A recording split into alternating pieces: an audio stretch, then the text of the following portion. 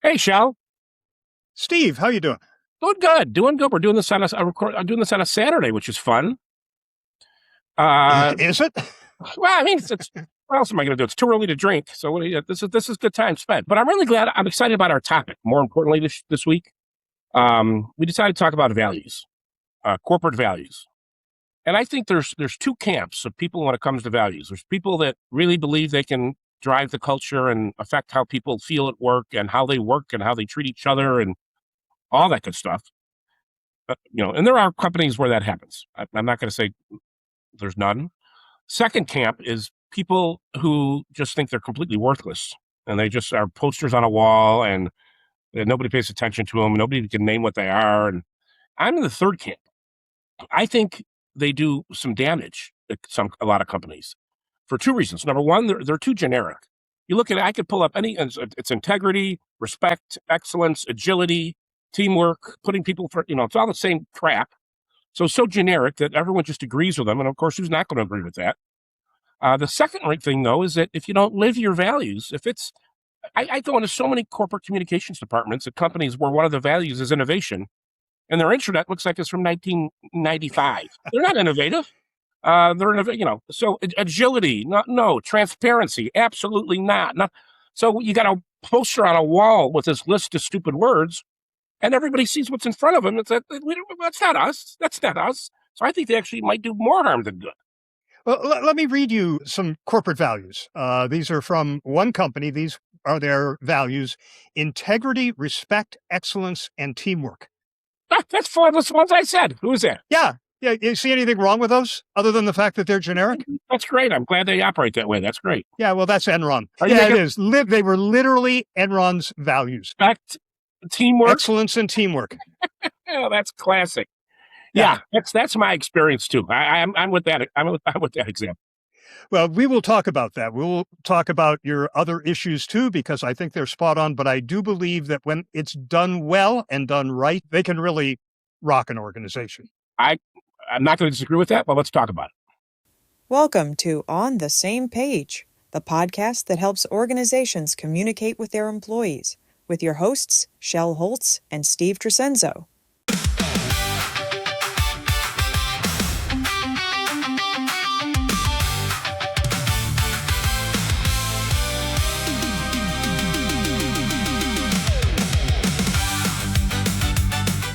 So before we jump into the values discussion, I did want to share one comment we got over on LinkedIn where I shared the last episode where we talked about employee voice.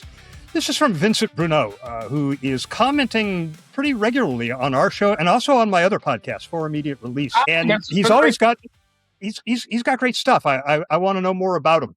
But he says, in terms of employee voice, the most effective employee listening strategies don't start with asking more questions. They start with demonstrating that previous feedback led to meaningful change. When people can see the connection between their input and organizational decisions, participation becomes much easier to sustain. Absolutely. That's the point you made, is that we don't have a survey fatigue. We have nothing happens when we take a survey fatigue. Yeah, the way I heard it at a conference was it's not survey fatigue, it's bullshit fatigue. Yeah.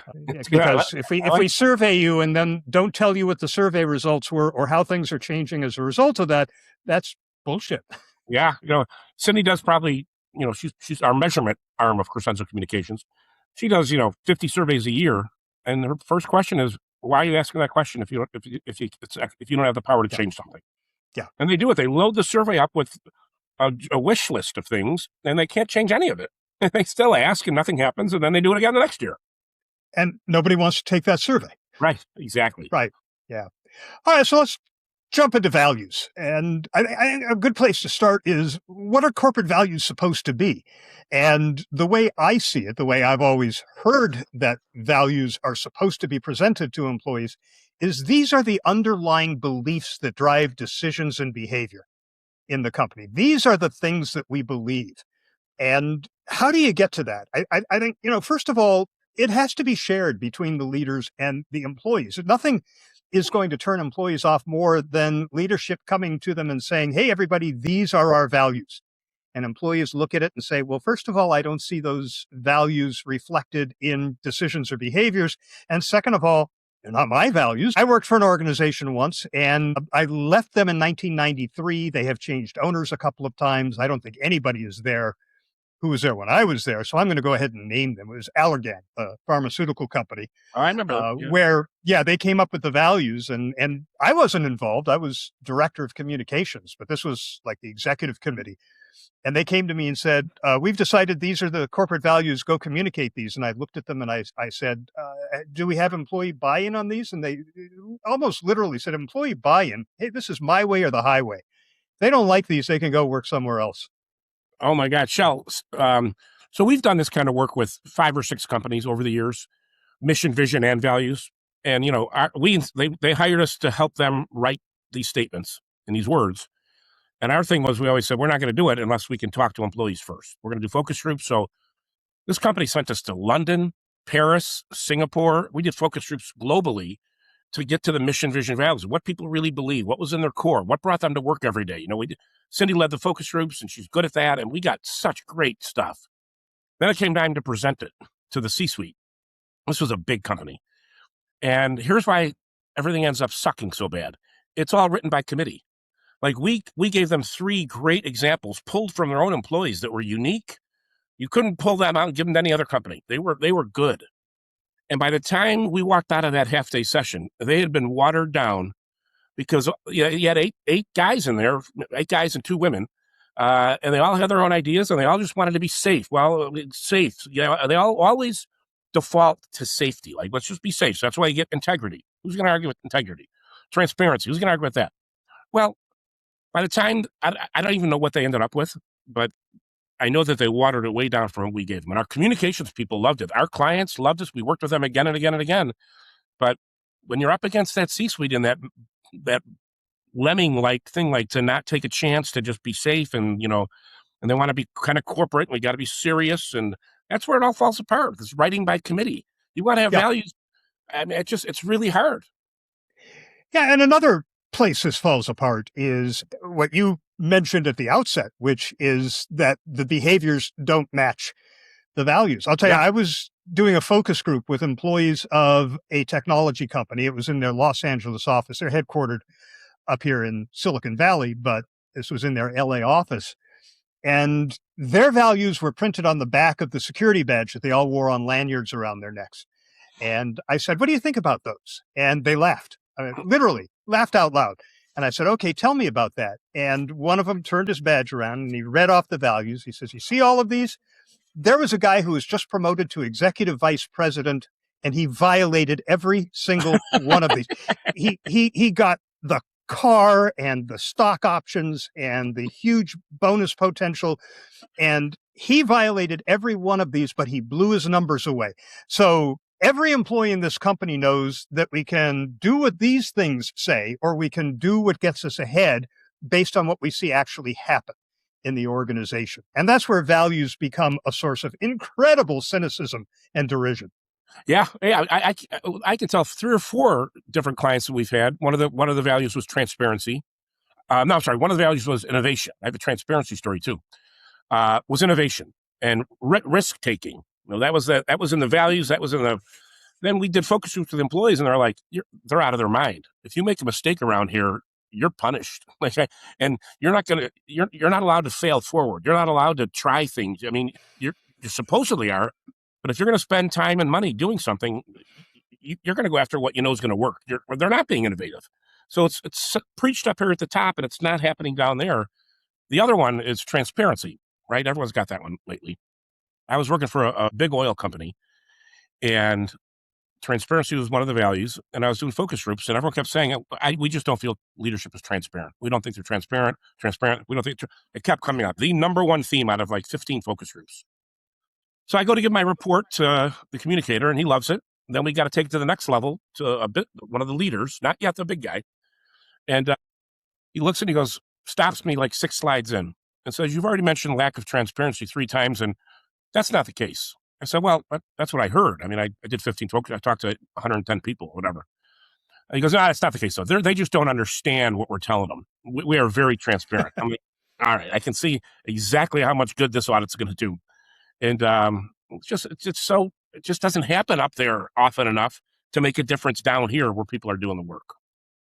Yeah, and when you're sharing things transparently, this is a bit of a digression. It also needs to be relevant. I did work Yeah. with a media company whose name everybody listening or watching this podcast would recognize in a heartbeat. And I was interviewing their CEO, who was very famous, and he said, "We actually don't need employee communications." He says, "The cachet of working here is all we really need because Well, people now I go out got to and know who it is. I'll tell you when we stop recording." But Right. I went out and did the focus groups, and I heard the same thing in every focus group. And what they were saying was they keep talking to us about our international expansion. And I am a producer on a US based show. International expansion doesn't mean anything to me. I'm not going to be involved in that. There are other things I want them to be transparent about. I don't ever hear about that. And then what they said was every year we're told what our financial goals are. And from January to October, everything is great. Everything is rosy. We get these all company updates where they tell us how wonderful everything is. Then in October, we're far behind budget and we have to take measures to fix things. And I asked this of the CEO when I had my follow-up call with him. And he said, well, if we told employees what was going on earlier in the year in 10 minutes, it would be on the related blogs. And all of this stuff would be out in public and it would affect our share price. I said, okay, so your employees don't trust you and you don't trust your employees, but you don't need employee communications. I love it. I love it.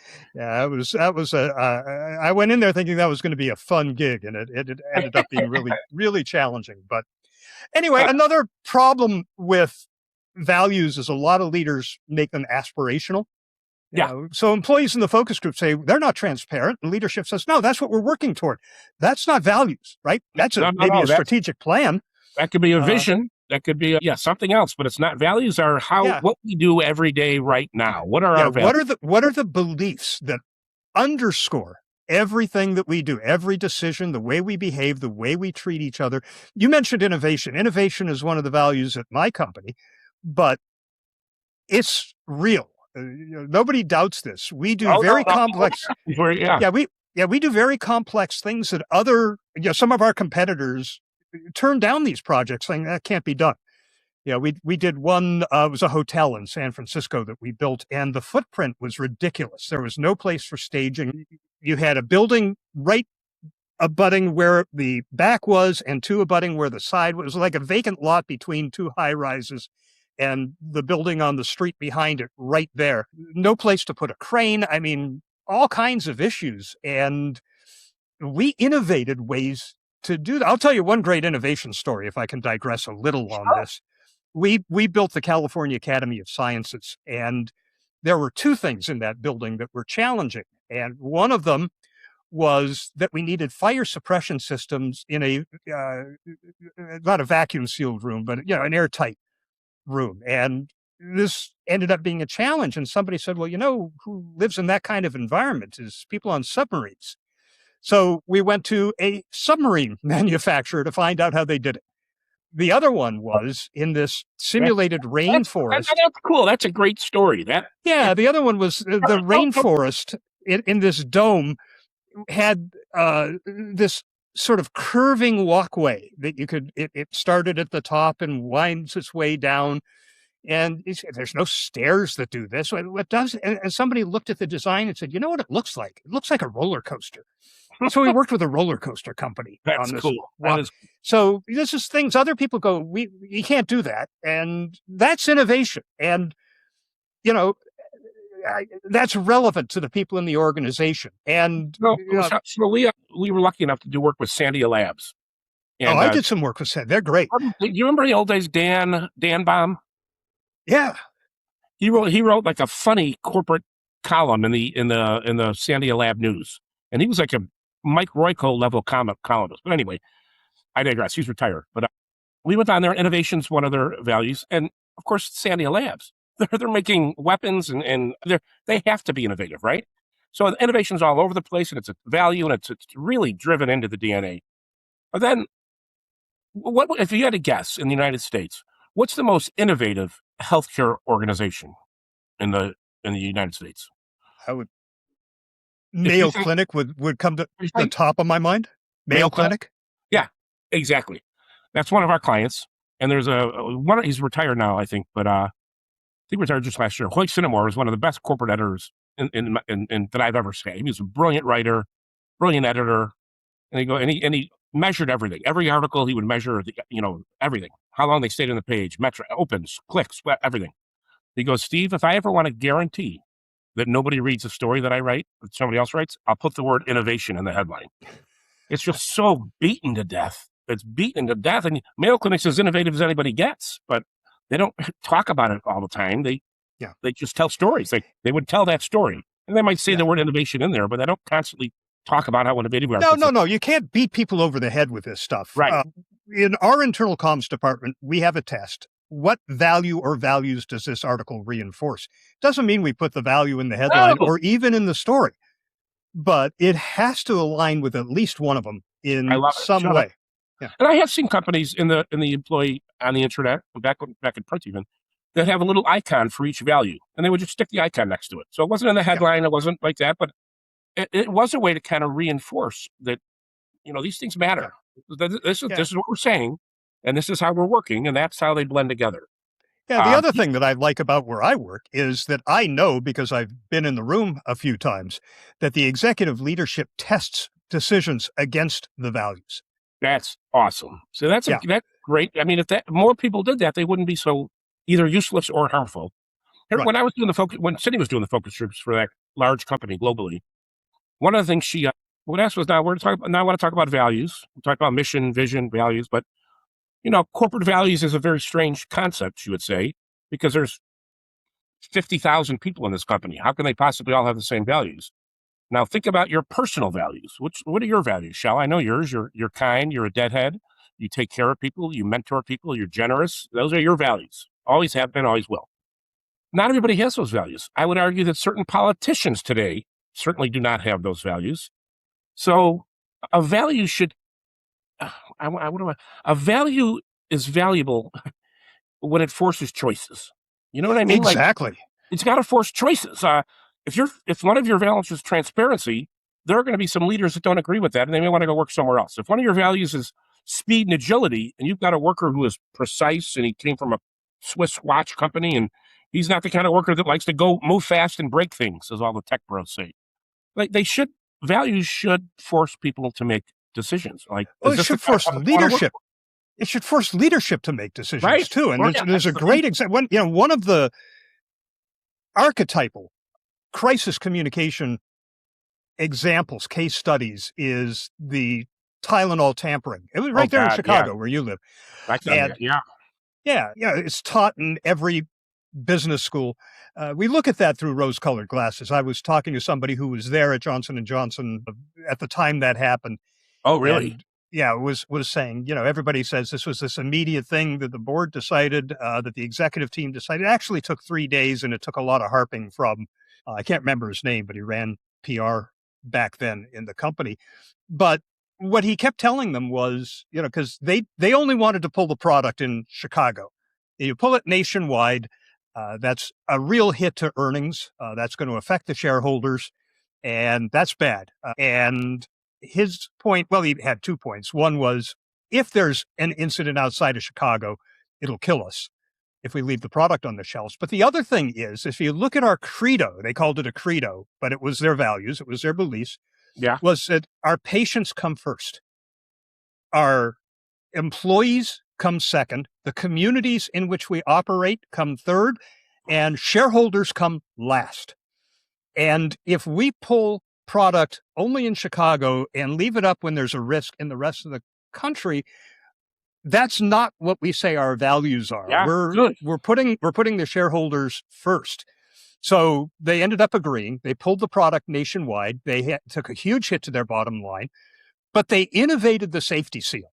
They reintroduced the product with a safety seal. No other pain reliever had this. Not only did they get their own customers back, but they got a bunch of customers who had been buying competitor products because the competitors didn't have safety seals. Shareholders made out like bandits. Take care of your customers, take care of your employees, and the bottom line will take care of itself, Yeah. But you have to live your values. And I think this is why crisis tabletop exercises at least twice a year are so important, because it builds the muscle memory when you're in the midst of a crisis and have to make decisions really fast. You have to test them against your values, right? Without a doubt. Values should cost something. Values should cost something. Like I don't know what Target's values are, but I'm sure I'm sure they're I'm sure somewhere in there, I'm sure they violated them when they didn't speak up what was happening in Minneapolis. I'm quite sure that they violated six or seven of their values. You know what? You know who actually another company that gets it right, Shell, is right in your neighborhood, and you might not like them because they're a utility and nobody really likes the utilities. And PG&E. Yeah, PG&E. We're doing a lot of work with them right now, through with Brad Whitworth over there and the rest of the team. And we went out there and we gave a speech to 600 of their managers. And Patty Poppy is the CEO, and she led off. And then Cindy and I followed her, and she was just fantastic. I've been blown away by some really special CEOs in my life. Mostly I'm disgusted by them, to be honest. But this one, she blew me away. She was so transparent and real and authentic. And the 600 managers, you could just tell that the culture in that room was vibrant and it was there. And, they have values, and their values are very unique. They're, what was it? I forgot. Curiosity. There were good values, but they also have, you talked a little bit about values being aspirational. So they have their values, which are cool, curious, all sorts of, I'll remember later. But then they have what they call their stands. This is what where we're going to take a stand, what we're going to make a stand on. And their stands are everyone and everything is always safe. If you've ever done work for utilities, well, Shell, you're in construction. Everything is safety, right? Yeah, second most dangerous occupation in the country is construction. What's the first? Oil and gas.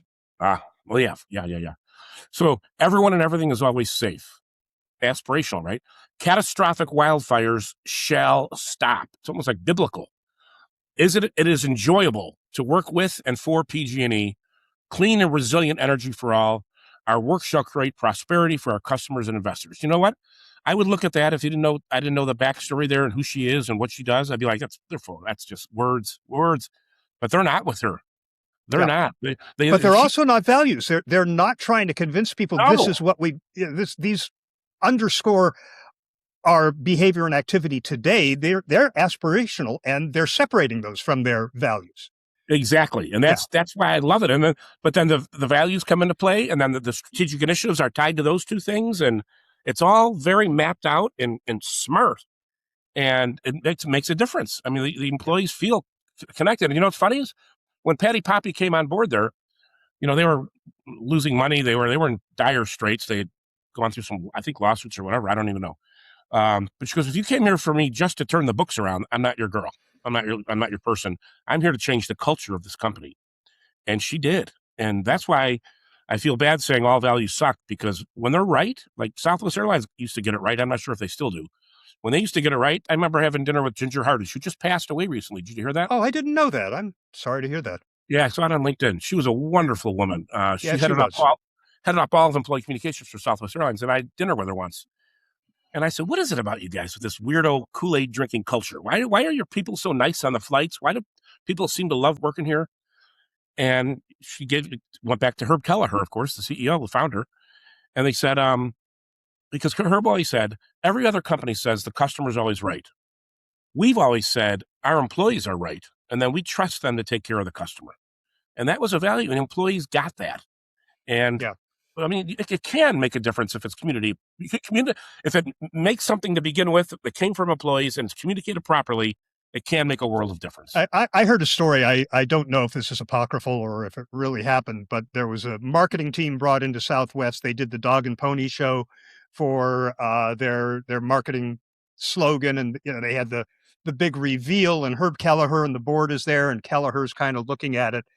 And he's grimacing, and he says, you guys don't get it. Here's our slogan: smiles on faces, butts in seats, money in the bank. Now that's real. Yeah. That's gold. I love that. Yeah. Hey, Steve, I got one more thing I want to talk about with values. But before we do, I want to let everyone know that this episode of On the Same Page is sponsored by the Strategy Studio. Why don't you tell us about that? Just a couple of seconds, not an ad necessarily, but we started the Crescenzo Communications. My wife, Cindy, myself, and Zach started the Strategy Studio. Our son, Zach. We started it about a year and a half ago. And it is a private community, paid, but a drop in the bucket compared to going to even one conference or one webinar even. We got about 140 people in there now, and we share ideas in there. We do weekly live sessions. So we just did one. We just interviewed Mary Lou Penzano on her new book out, Cementing Change. She's a board member of the studio. So we talked to her for an hour. We do live interviews. We do a lot of trainings on things like AI and content creation and measurement and strategy and planning, and weekly live sessions. You know, they're 20 minutes, they're 25 minutes, micro trainings, so you can do it over lunch. And then we have the water cooler thread in there where people just go out there and say, just happened last week. Someone goes, hey, I'm thinking about proposing these changes to my employee newsletter. My boss is going to be a little skeptical. Any advice? Like 20 people get out there and say, yeah, do this. And they're just like sharing stuff all the time. So would love to have anybody listening join the studio. And here it is, comstrategystudio.com. Higher up. There it is. Yeah. All right. Check it out. Check out our website, crescenzocom.com. If you want to, you can get there from there too. So yes, we're so proud to sponsor this because you're my mentor. Not everybody gets a chance to talk to their mentor twice a month. That's really cool. So thank you for having me again. Oh, my pleasure. And you're my mentor too. You mentioned AI. So now I have two things to talk about before we wrap this up. I knew it. I should have got you off on it. God damn it. Well, this will be pretty quick, but AI is really the values test right now. You know, I mean, there are companies that are laying people off and claiming it's AI. How do you message that? Are you disclosing what is machine generated? These are all, values decisions in disguise, aren't they? Yeah, absolutely. I think companies are really going to struggle with it. I really do. And here's another ethical AI thing that has to do with values. All employees are equal, right? All associates are equal, all partner, whatever you want to call your employees. What we're seeing with a lot of our clients is the only AI they're allowed to use at work is Copilot, right? Oh, yeah, because they're already Microsoft Office 365 customers. Yeah. Exactly. So they can only use Copilot, but there's two versions of Copilot. There's a standard version that comes with it, and everybody gets that kind of. But then they have Copilot Enterprise, which costs money. And that's where you get the stored memory. That's when you can train it. That's where AI gets powerful. It maintains all the inputs from your queries. Absolutely. So it doesn't share that. Yeah. So two different tools. We have communication teams that we're working on right now where two of them have the enterprise version and 5 of them don't. It's going to create a have and have not world here because they got to pay for each individual ticket. So it's like Willy Wonka's golden ticket. So how can you tell values, get back to values, how can you tell your employees they're all valued equally and everyone's great and we respect diversity, blah, blah, blah, and then you're giving 2 people a professional advantage and you can't afford to give that's going to be a big deal. Come on, mark my words. Oh, absolutely. The only way you can get away with that is if you say we're piloting it right now and we have a group of pilot testers. Yeah, there's another one that tests the values here, and that's where you say the only thing you're allowed to use is Copilot, and then you hear that the CEO is using Claude and the president is using ChatGPT. Yeah, so that's another one. The other thing I wanted to mention, though, is the importance of values in recruiting, because people who are looking for a job, especially coming out of college, but pretty much anybody looking for a job, is looking for a company whose values align with theirs. We've had people join us coming from some of our competitors. Why are they coming? Culture. And what drives culture? Values. Yeah. No, you're right.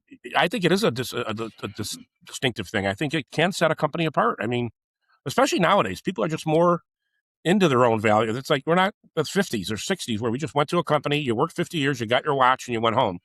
People are jumping around and moving around and taking different, and they can go to, I don't know how long it's going to last, but they put values matter to them. They don't want to work for a company they don't believe in.